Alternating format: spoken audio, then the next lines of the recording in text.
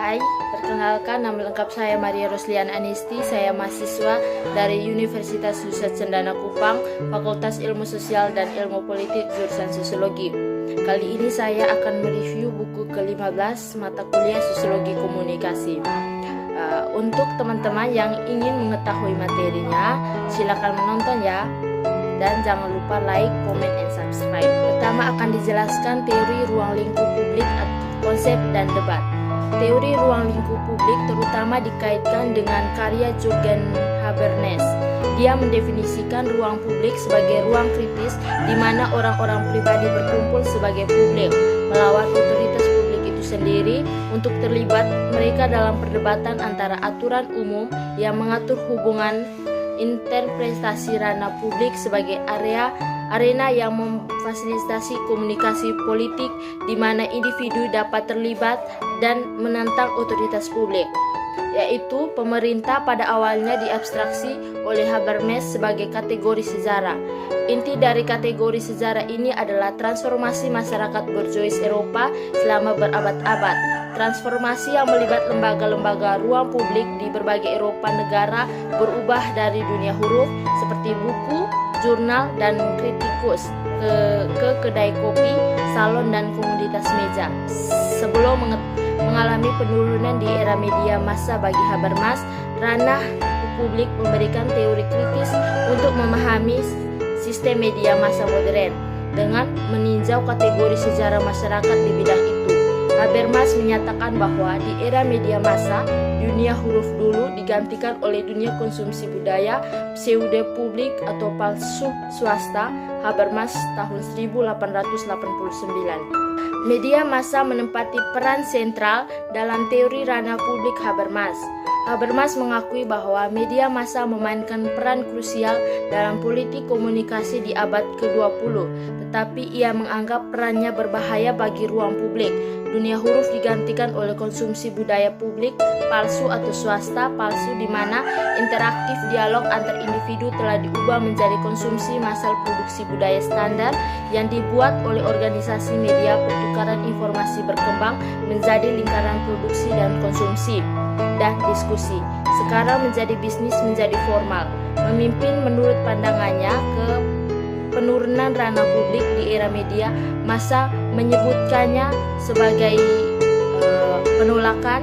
Polan menjelaskan itu hanya Habermas kepada publik pula muncul sebagai reaksi terhadap antivisibilitas aristokrasi lama. Buku, jurnal, kedai kopi, salon, dan perkumpulan meja sebagai institusi dari kategori historis dari ranah publik borjuis. Mereka memperdayakan pemilihan pribadi yang baru muncul dari ke-17 dan abad ke-18. Media dan ruang tersebut memungkinkan individu untuk melakukannya, mengungkapkan keprihatinan mereka untuk melawan aristokrasi dan untuk melibatkan otoritas publik untuk menghadiri dan menanggapi kebutuhan mereka. Penyebaran media massa menghilangkan pemberdayaan ini dari individu pribadi, memberikan kekuatan ekspansif kepada organisasi media massa. Media lembaga diberdayakan karena mereka dapat mewakili opini publik di dominan publik, sedangkan individu menjadi konsumen informasi yang pasif dan opini yang dihasilkan oleh media massa secara sengaja terlibat kritis.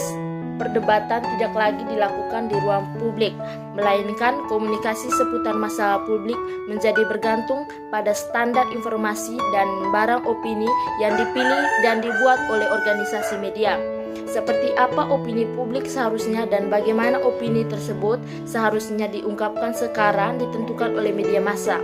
Jika dibandingkan dengan demikian, perseorangan biasa, media massa ditawarkan posisi dominan dalam komunikasi dan opini-opini dihasilkan, disediakan, dan disebarkan mereka diberi signifikasi yang telah ditentukan sebelumnya. Jadi komunikasi politik melalui media massa menjadi tiada tara, eksklusif, dan tidak kritis. Kritik Habermas terhadap media massa itu penting. Dahlgren menyarankan itulah perspektif Habermas tentang relasi media dan publik lingkup tidak boleh diambil sebagai jawaban yang sudah jadi, melainkan sebagai perumusan pertanyaan yang dapat mengarah pada diskusi tentang peran media massa dalam ranah publik melalui potensi dan keterbatasannya. Jawaban sikap pakai mengacu pada skepsi Habermas pandangan tentang media massa, sedangkan ide rumusan pertanyaan mengacu untuk penerapan teori ruang publik sebagai kerangka analitik melalui yang mempelajari media massa.